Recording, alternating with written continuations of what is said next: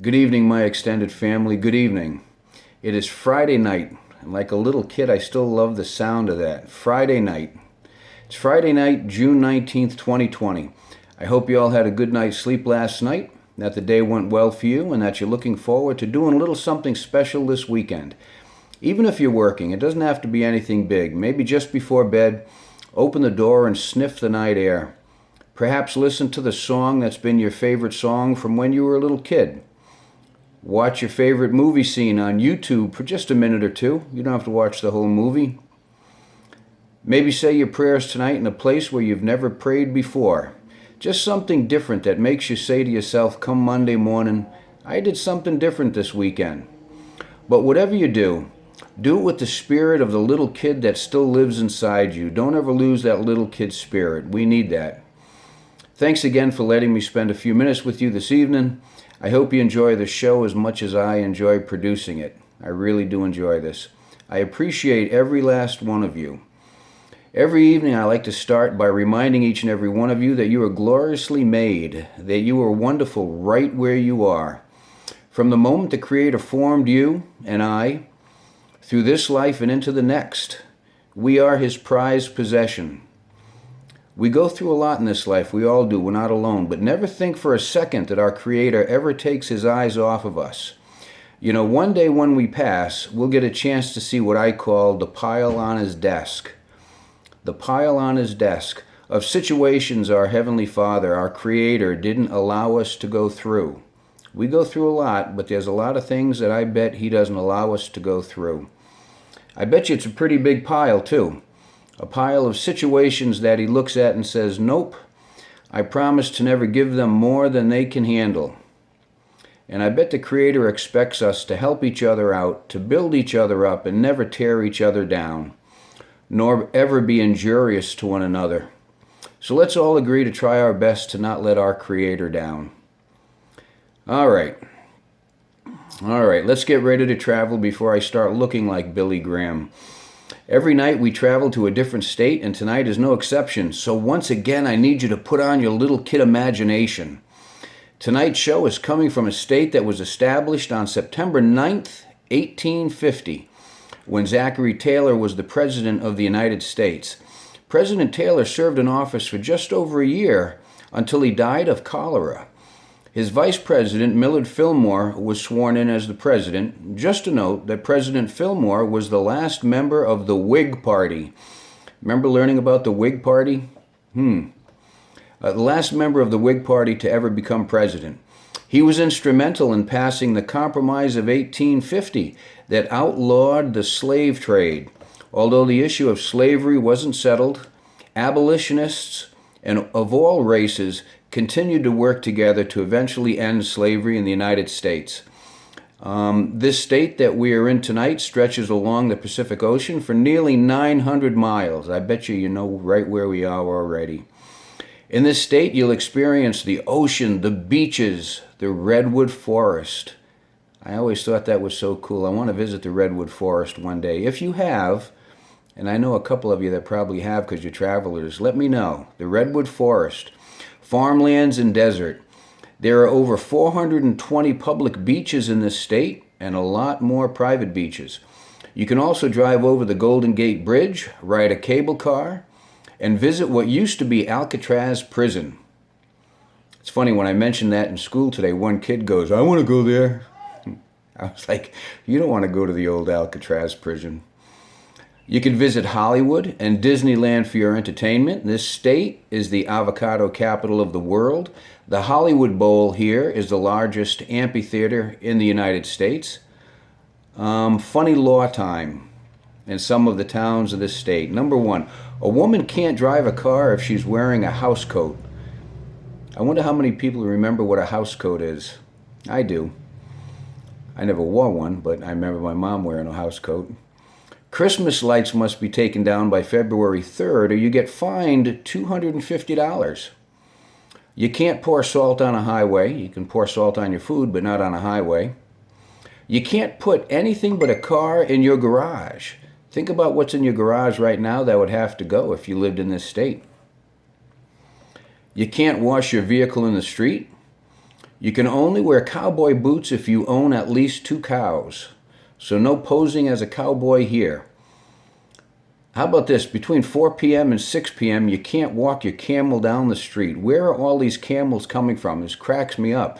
It's like every night I'm reading about a state and there's a camel law. Peacocks always have the right of way. Whether they're in the street or on the sidewalk, you have to give the right of way to a peacock. I don't like this one. The little kid inside me doesn't like this one. No kite flying over 10 feet high. What fun would that be? When I was a kid up on Jail Hill, from the top of Tom Berry's Hill, we would fly a kite over the city of Norwich. And our goal was to get that kite out as far as we could. And when we did, we couldn't bring it back. I remember we had a box kite that we lost. And it was, oh boy, it was way over the town of Norwich. I think it was over the east side, and this is from Jail Hill. So it was pretty far, and we weren't able to bring it back. We lost it, but that was okay. We felt like we broke the record on Jail Hill. If you're playing golf and you curse, you're in trouble. I hate to admit it, but I think I'd be in trouble a couple times, golfing and cursing. I think there's more cursing in golf than there is in Congress. And that's saying something. In this one county in this state, it's illegal to drive in reverse at all. You can't back up. I guess it's good if you're taking the test and you don't have to parallel park, because that's what people don't like to do when they take the driving test. So no parallel parking. But no reverse in this town. No reverse at all. You are not allowed to bother a lizard. I don't know why somebody would want to bother a lizard, but apparently somebody did, and it became a city ordinance that you cannot bother a lizard. The state flower is the poppy. The state's insect is the dog-faced butterfly. Now, I love butterflies, but if I ever saw a butterfly with the face of a dog, that'd freak me out, and I'm afraid that vision would haunt my dreams forever. Dog-faced butterfly. The state bird is the quail. The state motto is Eureka. Archimedes, the famed Greek mathematician, is said to have exclaimed Eureka when he discovered a method for determining the purity of gold. In 1957, this state tried to make its motto, In God We Trust, but instead, in 1963, they coined, pun intended, the motto Eureka, and it stuck. The state tree is the giant sequoia. I love that. These trees fascinate me. The thought of walking through the redwood forest fascinates me. The nickname of this state is the Golden State. The capital is Sacramento. And this state, yep, it's California. So tonight my cigar walk will be strolling through the redwood forest. And yes, I'll be singing This Land Is Your Land, This Land Is My Land. I won't sing it now, so don't worry about it. The character trait, as we know, for the month of June is integrity, which is the quality of being who you say you are and doing the right thing when nobody's looking.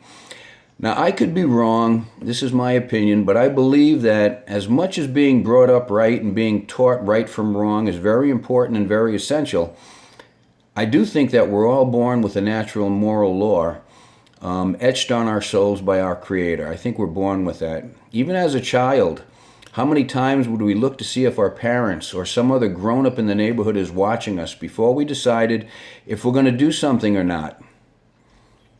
We might not have been taught that some things were wrong. Stealing something off of somebody's porch, somehow we knew that was wrong. So we all did it. That being said, we all have to make choices, hopefully to do the right thing. Given our situation, we all have different situations. Even when nobody is watching. That's my point. That's integrity. Now, today is National What Day? And on this day in history, they're the same thing. Today is Juneteenth Day. This day commemorates the day back in 1865 when the Union Army General Gordon Granger arrived at Galveston Island with 2,000 federal troops under the orders of abolitionist and President Andrew Johnson, on behalf of the federal government of the United States to announce the total emancipation of anyone held as a slave in the United States. Word was slow getting to Texas, and this is what they did. Today, Juneteenth Day is the celebration of the ending of slavery in the United States. The word of the day today is temperance. This means moderation and self-control. I do remember Reverend Billy Graham giving a revival on these topics, so I won't even attempt to redo it. I'll simply ask everyone, including myself, to show some semblance of temperance in all that we do. Anyway, that's the show for tonight. So until we meet again, let us all have a blessed, peaceful night, and let's be kind to one another. Again, and as always, you are truly quite special. The world would not be the same without you, so don't even think of leaving. The world, and especially the people right around you, need you, and that's a good thing. So good night, and God bless.